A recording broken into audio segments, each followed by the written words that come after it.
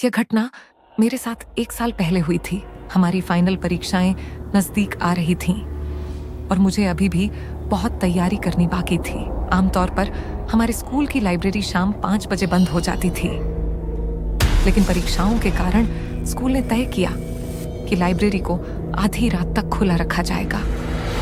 मेरा घर स्कूल से ज्यादा दूर नहीं था, इसलिए घर पर पढ़ने के बजाय मैं शांत और सुकून भरी लाइब्रेरी में पढ़ना पसंद करती थी। उस दिन मैं 6 बजे घर से निकली और जल्द ही परीक्षा की तैयारी के लिए लाइब्रेरी पहुंच गई।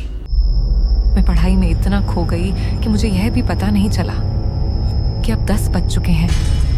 मैं कभी भी लाइब्रेरी में इतनी देर तक नहीं रुकी थी। 10 बजे वहां पूरी तरह से सन्नाटा था। तभी मैंने किसी के लंगड़ाते हुए चलने की आवाज सुनी। मैंने अपनी किताबें समेटी और लाइब्रेरी से बाहर भागी। हमारे स्कूल लाइब्रेरी के बाहर एक बहुत लंबा गलियारा है। मैं गलियारे से गुजरी और तेजी से निकास द्वार के पास पहुंच रही थी कि तभी मैंने उस गलियारे के अंत में एक औरत खड़ी हुई देखी। मैं नहीं जानती थी कि वह कौन थी, लेकिन जैसे जैसे मैं पास पहुंची मुझे असहजता महसूस होने लगी।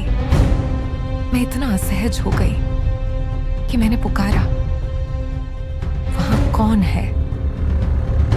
जैसे ही मैंने यह कहा वह गायब हो गई। मैंने राहत की सांस ली और सामने के दरवाजे से बाहर निकलती रही। थकान और भूख के कारण मैं ठीक से चल भी नहीं पा रही थी, लेकिन मैंने देखा कि सड़क अजीब तरह से पूरी तरह खाली थी। यह बेहद अजीब था क्योंकि यह सड़क आमतौर पर बहुत व्यस्त रहती है। घबराहट और डर के कारण मैं चलते समय जमीन की तरफ देखती रही। मैं लगभग घर पहुंची चुकी थी कि अचानक मैंने जमीन पर एक परछाई देखी जो मेरी तरफ बढ़ रही थी। जब मैंने सिर उठाया तो मैंने एक औरत को अपने सामने चलते देखा। मुझे वह बहुत अजीब लगी। वह ऐसी लग रही थी जैसे विकलांग हो और उसे चलने में परेशानी हो रही हो। अब मैं उसके इतने करीब थी कि मैं उसे स्पष्ट रूप से देख सकती थी। वह फटे पुराने गंदे कपड़े पहने हुए थी और उसके हाथ पैर टेढ़े मेढ़े थे। साथ ही उसके बाल बहुत बिखरे हुए लग रहे थे। मुझे यह इतना अजीब लगा कि मैं वहीं रुक गई। मेरा दिल बार बार मुझे बता रहा था कि मैं इस औरत के और करीब न जाऊं। तभी वह औरत अचानक रुक गई और धीरे धीरे मेरी तरफ मुड़ी। वो मेरे सामने खड़ी थी और उसने एक भयानक आवाज में पूछा, मेरा बच्चा कहाँ है? मैं जम गई। सदमे के कारण मैं एक शब्द भी नहीं बोल पाई। मेरा दिमाग सुन्न हो गया अपार डर के मारे। मैंने उस औरत को बहुत दूर की ओर इशारा किया। वह लंगड़ाती हुई उस जगह की ओर चल पड़ी जहां मैंने उसे इशारा किया था और वह इतनी दूर चली गई कि मैं उसे देख नहीं सकी। मैं इस सोच से भयभीत थी कि वह फिर से मेरे सामने प्रकट हो सकती है, इसलिए मैं जितनी तेजी से भाग सकती थी भागी।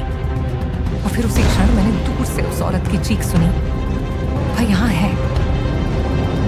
उसके बाद मुझे कुछ भी याद नहीं है।